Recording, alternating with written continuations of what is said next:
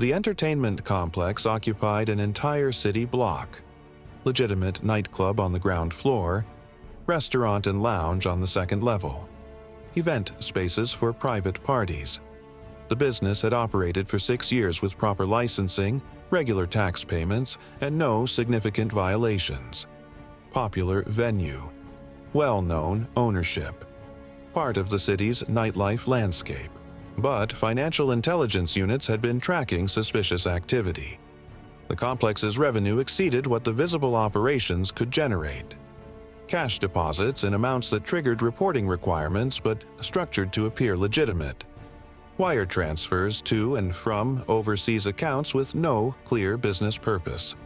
The ownership network included shell companies registered in jurisdictions known for financial secrecy. The investigation began with organized crime monitoring. The complex's owners had connections to criminal networks involved in drug trafficking, extortion, and loan sharking. But connections weren't crimes. The business appeared legal. The revenue seemed plausible for a successful entertainment venue. Without evidence of specific illegal activity, the investigation remained surveillance and financial analysis. The breakthrough came from an unexpected source. A hospital emergency room treated a patient with severe injuries, broken bones, internal bleeding, signs of sustained physical trauma. The patient was terrified, initially refusing to explain how the injuries occurred. Eventually, under pressure from medical staff and law enforcement, the truth emerged. He had gambled at an illegal casino operating in the entertainment complex, lost more than he could pay. Taken a loan from operators to continue playing, believing he could win it back. Lost more. The debt multiplied with interest rates that made repayment impossible. When he couldn't pay, he was taken to a back area and beaten. He was told he would work off the debt through forced labor or face worse consequences. He managed to escape during a momentary lapse in security and made it to the hospital. His statement provided specifics. The casino operated on the 3rd floor, a level not included in the complex's licensed operations. Access required knowing the right people and being vetted through connections. Once inside, games ran continuously. High stakes, cash only.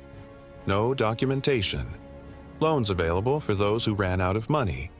Interest rates that doubled weekly. But the most disturbing detail was the holding area. People who accumulated debts they couldn't pay were taken to locked rooms on the 4th floor.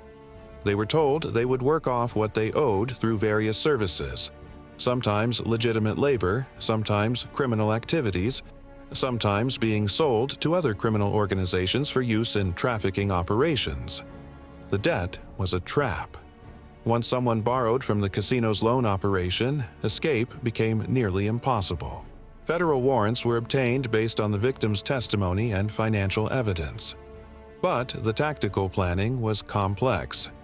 The entertainment complex was large, multiple floors, numerous rooms. Active business operations on lower levels meant civilians would be present. The illegal casino likely had security measures and armed personnel. And if the victim's account was accurate, people were being held against their will on the upper floor. Intelligence gathering intensified. Undercover investigators gained access to the legitimate nightclub and restaurant. They observed security patterns, cameras covering all entrances, personnel who seemed more like enforcers than hospitality staff, restricted access to upper floors that employees said were private offices or maintenance areas. Surveillance teams tracked individuals entering through a service entrance late at night. They would remain inside for hours, then leave. The pattern matched casino operations, gamblers arriving for overnight sessions. Financial monitoring showed cash pickups from the complex that exceeded what the licensed businesses should generate.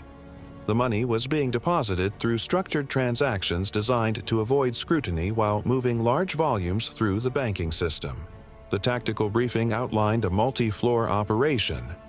Ground floor, legitimate nightclub, likely civilians present. Second floor, restaurant and lounge, more civilians. Third floor, suspected illegal casino, unknown number of people. possibly armed security. 4th floor, suspected holding area for debt prisoners, unknown conditions.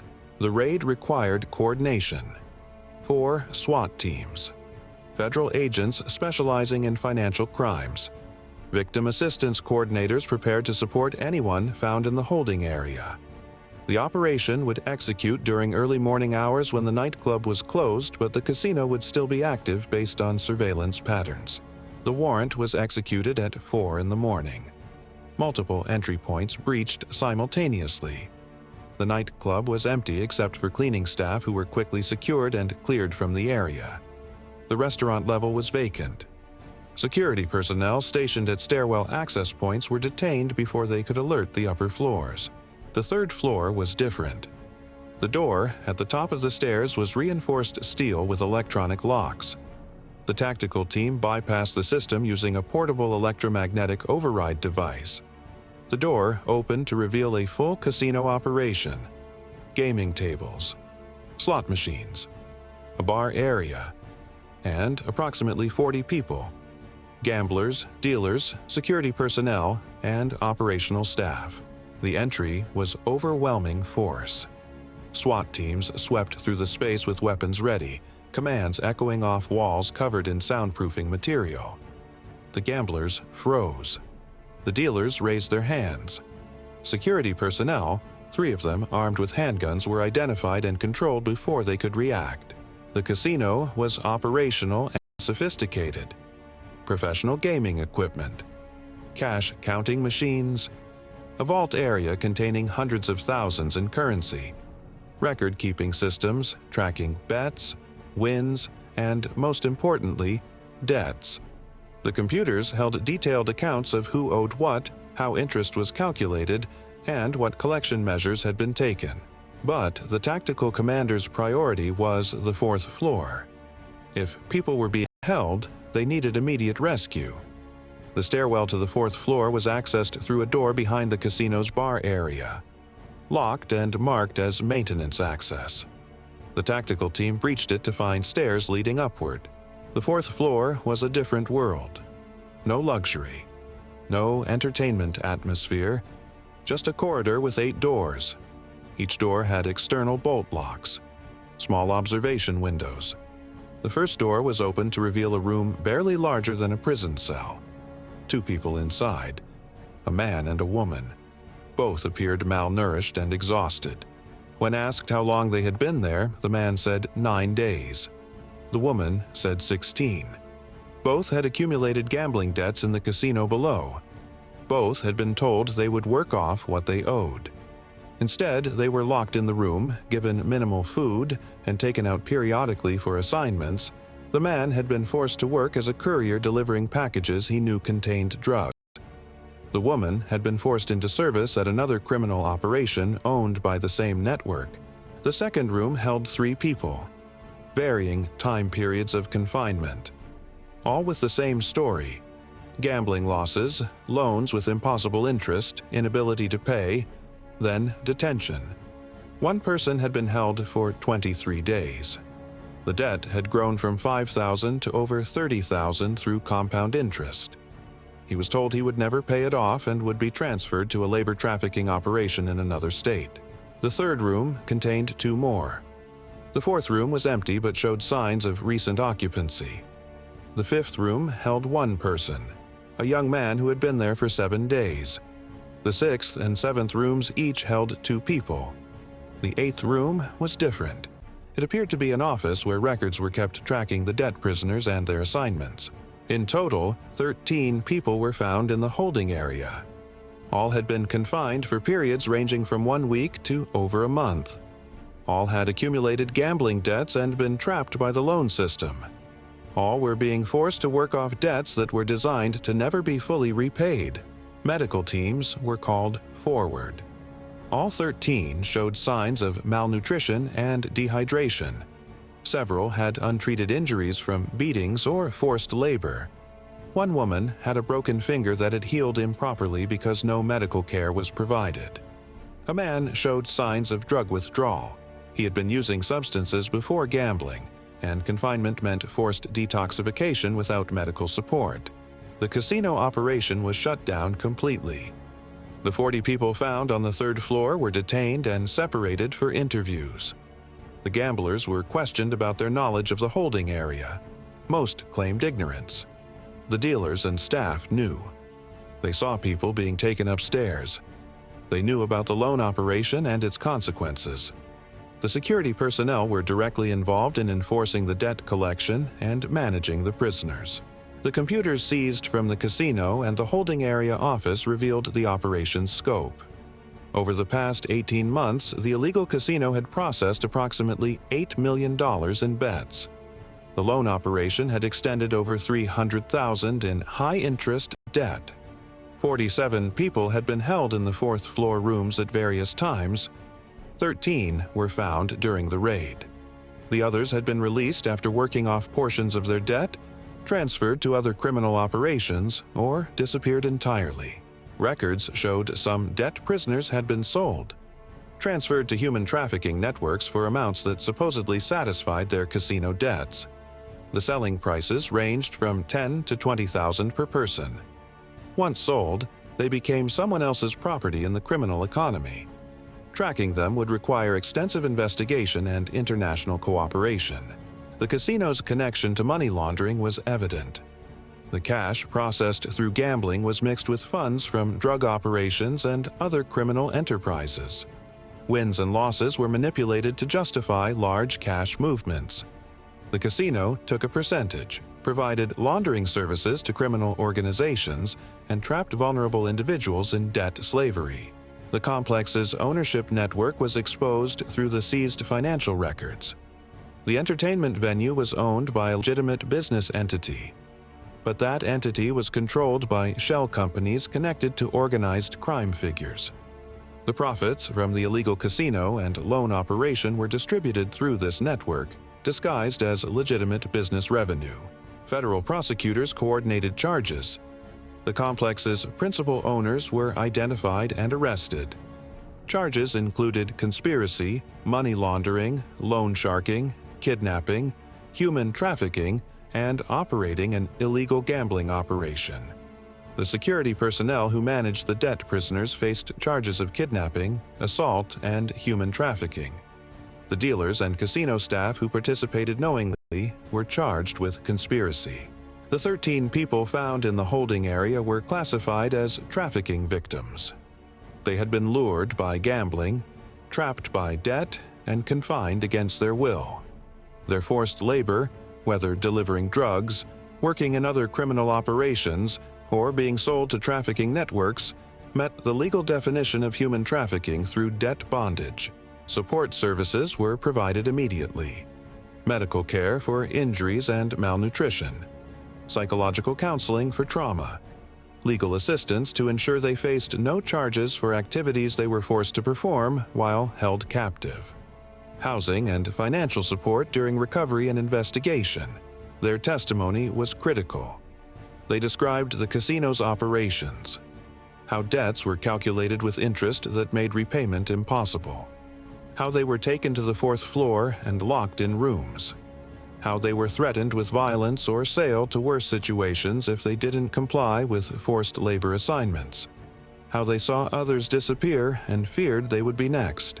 One of the rescued prisoners, the person who had been held for 23 days and was scheduled for transfer, provided information that led to additional raids. He had overheard conversations about the transfer destination. Federal agents coordinated with local authorities in another state. A warehouse location was raided, discovering a labor trafficking operation where debt prisoners from multiple sources were being held and forced to work in construction and agriculture under fraudulent labor contracts. That secondary raid freed 17 more people. All had been acquired through debt bondage from various illegal gambling operations. The warehouse was a collection point where trafficked individuals were processed before being distributed to work sites across multiple states. The raid disrupted a significant trafficking network, but the entertainment complex raid remained the key intervention. 13 people found in locked rooms. 13 individuals who had been gambling, lost money, borrowed from loan sharks, and then found themselves imprisoned when the debt became unpayable. 13 people who were hours or days from being transferred to trafficking operations where their situation would worsen significantly. The records showed transfers were scheduled weekly. The next transfer was planned for the following evening, 18 hours after the raid occurred. 4 of the debt prisoners were marked for transfer.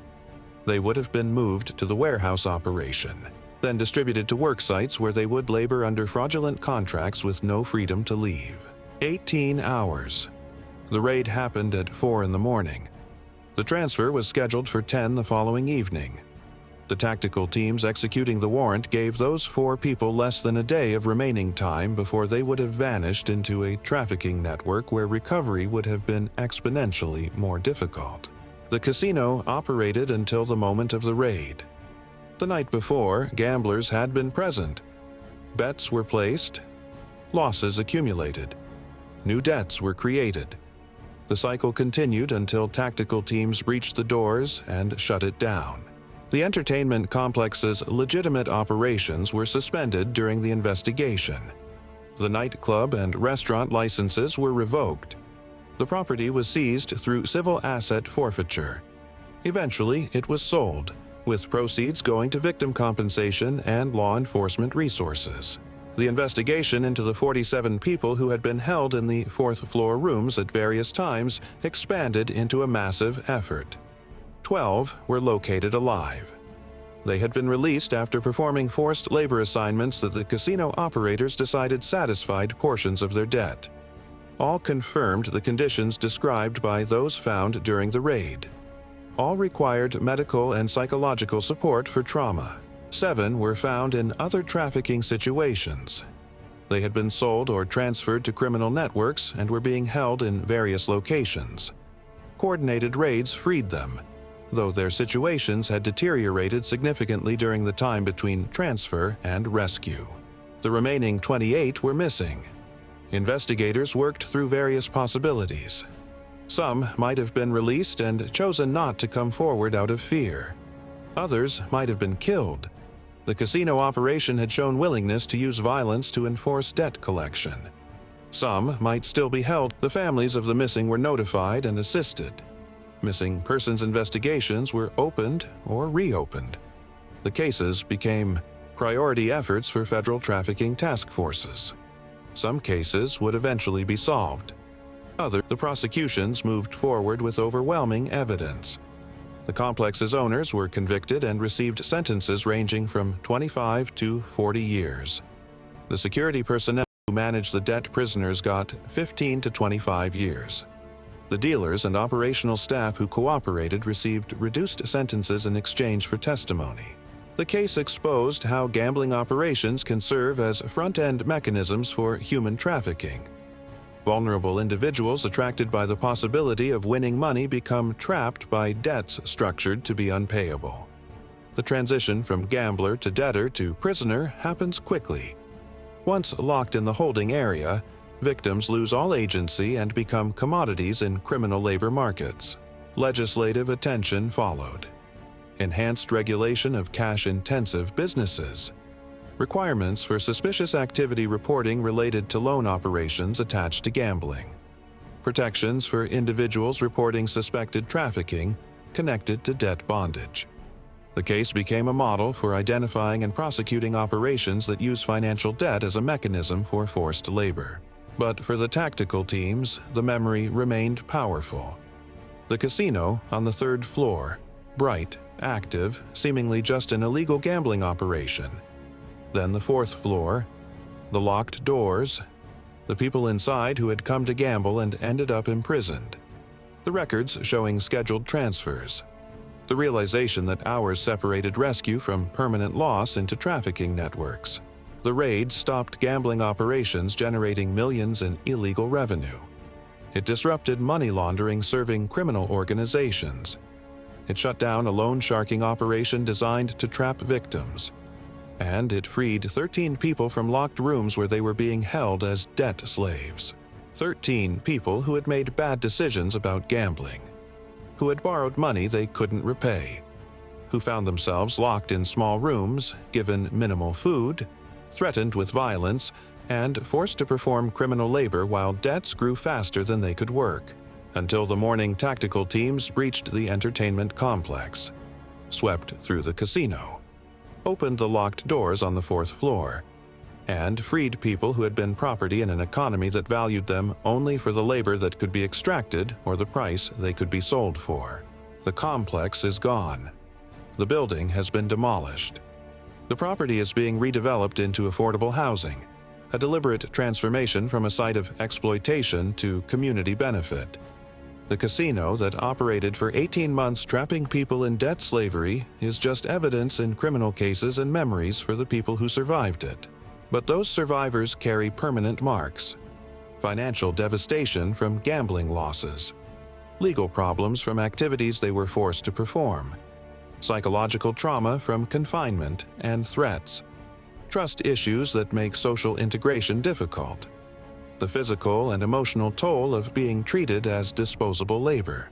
The raid freed them 18 hours before scheduled transfer, in an operation that began targeting illegal gambling and money laundering, and discovered a multi-room holding facility for debt prisoners on the floor above the casino where their debts had been created.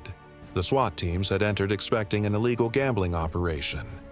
They found that, but they also found locked doors, 13 people behind them, transfer schedules showing planned sales, and a system that turned gambling losses into human trafficking through debt that was designed to never be repaid. The doors were opened. The prisoners were freed. The operation was shut down.